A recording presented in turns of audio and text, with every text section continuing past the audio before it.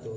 Alhamdulillahirabbil alamin wa bihi nasta'in ala umuri ummatin wa salatu wassalamu ala asyrafil anbiya'i wal mursalin sayyidina wa habibina wa syafiina Muhammad wa ala alihi washabihi ajmain.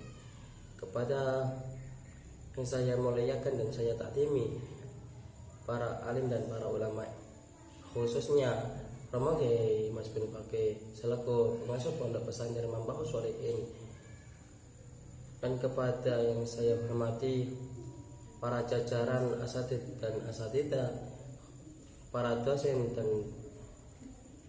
khususnya para dosen Inkafa Prodi KPI yang saya hormati pula, dan tidak lupa kepada mahasiswa dan mahasiswi khususnya Prodi KPI yang saya cintai.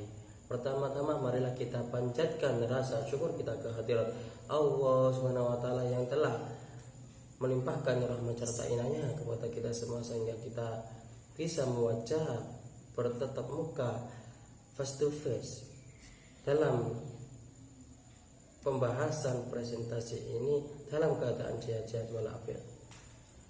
Dan kedua kalinya saya sholawat serta salam tetap cara terroh kepada junjungan kita Nabi Muhammad SAW, karena berkat beliau kita bisa mengetahui dari zaman kegelapan menuju zaman yang terang benderang ini dengan ad-dinul Islam, yaitu agama Islam yang diridhai Allah SWT.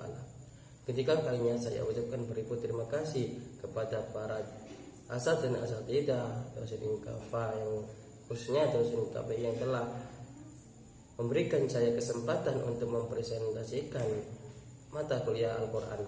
Dan langsung saya Nur Rahmat Sanuddin dari jurusan Usuluddin wa Dakwah, program studi KPI semester 2, akan mempresentasikan yang berjudul Al-Makki dan Madani.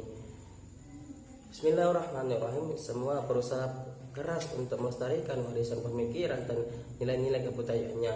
Tak terkecuali umat Islam, mereka sangat memperhatikan kelestarian risalah Muhammad SAW yang memuliakan kepada umat manusia. Itu sebabnya risalah Nabi Muhammad SAW bukan sekadar risalah ilmu dan pembaruan yang hanya dapat berhatihan sepanjang akal dan orang menerimanya, tetapi di atas itu semua yang merupakan agama yang melekat pada akal dan terpatri dalam hati.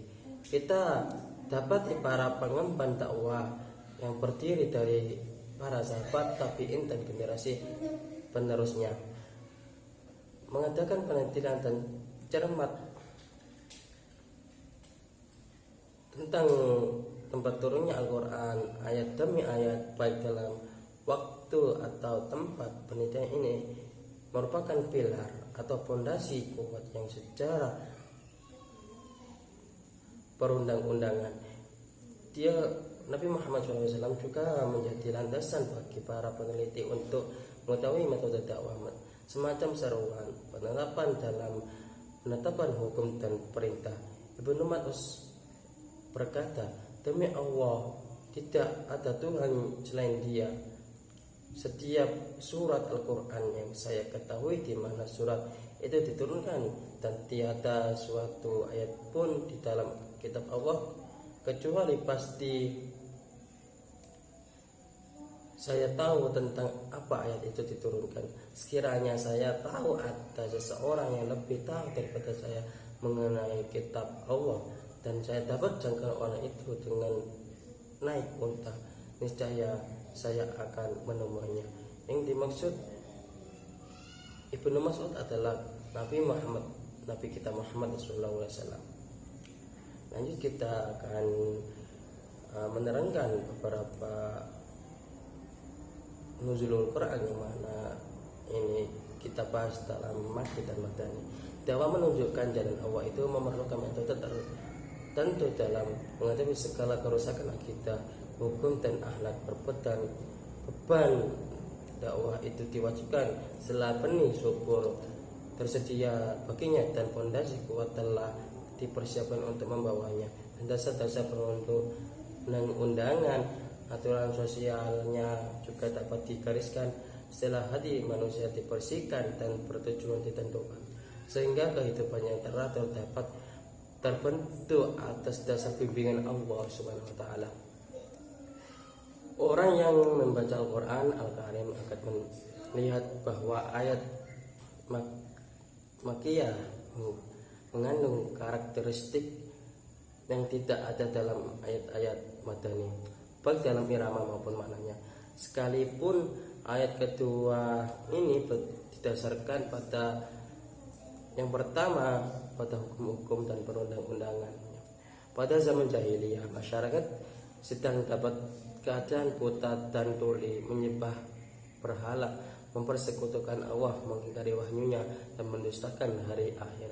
Mereka mengatakan, apabila kami telah mati dan menjadi tanah serta menjadi tulang belulang, akankah kami dibangkitkan kembali? Itu dijelaskan dalam surat As-Saffat ayat 16. Kehidupan ini tidak lain hanya kehidupan di dunia saja. Kita mati, kita hidup, dan yang akan membinasakan kita hanyalah waktu. Itu pun dijelaskan dalam surat Al-Jasiyat ayat 24. Mereka ahli perang suka terdengar, suka membantah dengan kata-kata yang keras, sehingga waktu alat atau ayat-ayat Makkiyah juga merupakan goncangan-goncangan yang tercekam, menyala seperti api dan memberi tanda bahaya disertai argumentasi sangat tegas dan kuat. Semua ini dapat menghancurkan keyakinan mereka pada berhala, kemudian mengajakkan mereka kepada agama tauhid. Dengan demikian, keberobokannya mereka berhasil digigis. Begitu juga segala impian mereka dapat dilenyapkan dengan memberikan contoh-contoh kehidupan akhirat, surga dan neraka yang terdapat di dalamnya. Mereka yang dapat fasih berbahasa Arab dengan kebiasaan retorika tinggi ditantang agar mereka seperti yang ada dalam Al-Quran dengan mengemukakan kisah-kisah para pendusta terdahulu sebagai pengajaran peringatan. Demikianlah kita lihat surat Makkiyah, dan itu penuh dengan ungkapan-ungkapan yang kedengarannya amat keras di telinga. Huruf-hurufnya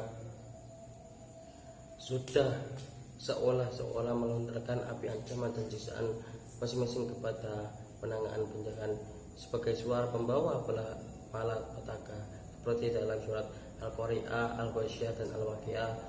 Huruf-huruf hijaiyah yang permulaan surat dan ayat-ayat yang di dalamnya berisi tantangan semua nasib umat-umat terdahulu, dan bukti-bukti alamiah rasional ini menjadi ciri-ciri Al-Quran surat Makkiyah. Dan perhatian para ulama terhadap ayat-ayat Makkiyah dan Madinah ini dijelaskan bahwa para ulama antusias untuk menyelidiki surat Makkiyah dan Madaniyah. Mereka meneliti Al-Quran ayat demi ayat dan surat demi surat untuk menertibkan sesuai dengan turunnya, dengan memperhatikan waktu, tempat, dan pola kalimat. Tapi dari itu mereka mengumpulkan antara waktu, tempat, dan pola kalimat.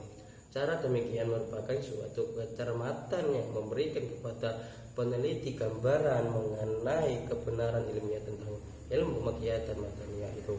Itulah sikap ulama kita melakukan pembahasan terhadap Al-Quran dan juga masalah-masalah lain. Mari kita lanjut dengan pembahasan Makkiyah dan Madani. Abul Qasim Al-Hasan bin Muhammad bin Habib Andai Sapuri menyebutkan dalam kitabnya Andam bi ala Fadil Ulum Al-Quran, di antara ilmu-ilmu Al-Quran yang paling mulia adalah ilmu tentang nuzul Al-Quran dan wilayahnya, urutan di Makkah dan di Madinah, dan hukum-hukum diturunkan di Madinah tetapi mengandung hukum Madani dan sebaliknya, yang diturunkan di Makkah tetapi menyangkut pendudukan Madinah dan sebaliknya. Dan yang paling penting dalam unsur kajian para ulama dan pembahasan ini adalah yang pertama yang diturunkan di Makkah, yang kedua diturunkan di Madinah, yang ketiga yang diperselisihkan, yang nomor 4 ayat-ayat Makkiyah dan surat Madaniyah, Yang nomor 5, ayat-ayat Madaniyah dalam surat-surat Al-Makkiyah. Yang nomor 6, yang diturunkan di Makkah namun hukumnya Madani, yang diturunkan di Madinah tetapi hukumnya Makkiyah. Yang nomor 8, yang serupa dengan diturunkan di Makkah dan kelompok Madani. Yang nomor 9, yang serupa dengan yang diturunkan di Madinah dalam kelompok Makkiyah. Yang nomor 10, yang dibawa dari Mekah ke Madinah. Yang nomor 11, yang dibawa dari Madinah ke Mekah, itu pun sebaliknya. Yang nomor 12, yang diturunkan di waktu malam dan waktu siang. Yang nomor 13, yang diturunkan di musim panas dan musim dingin. Dan yang nomor 14, diturunkan di waktu menetap dan perjalanan. Inilah macam-macam ilmu Al-Quran yang pokok bersekitar Makkiyah dan Madaniyah. Oleh karena itu dinamakan dengan umum Makkiyah dan Madani. Contoh nomor 1 dan 2 adalah pendapat yang lebih mendekati kebenaran tentang jumlah surat-surat Makkiyah dan Madani. Adapun surat Madaniyah ada 20 surat, yaitu yang pertama Al-Baqarah, An-Nisa, Anfal, An-Nur, Muhammad, Al-Hujarat, Al-Mujadilah, dan Mumtahana, Munafikun, dan At-Tarim, Ali Imran, Mada, Al-Maidah, At-Taubah, dan Azab, Al-Fat, dan Hadid, Al-Hasyr, Al-Jumu'ah, At-Talaq, dan An-Nasr. Sedangkan yang diperselisihkan ada 12 surat, yaitu Al-Fatihah, Ar-Rahman, At-Tababun, Al-Qadar, Al-Zalzalah, dan Al-Falaq, Ar-Ra'd, As-Saffat, dan At-Tahfif, Al-Bayyinah, dan surat Al-Ikhlas, dan surat An-Nas. Kemudian sisanya selain disebutkan di atas adalah surat-surat Makkiyah, yaitu 80 surat. Maka jumlahnya surat-surat Al-Quran semuanya ada 114 surat. Ya, demikian yang saya dapat sampaikan. Kurang lebihnya saya Nur Rahmat Hasanuddin memohon maaf yang sebesar-besarnya. Akhirul kalam, ihdinas siratal mustaqim. Wassalamualaikum warahmatullahi wabarakatuh.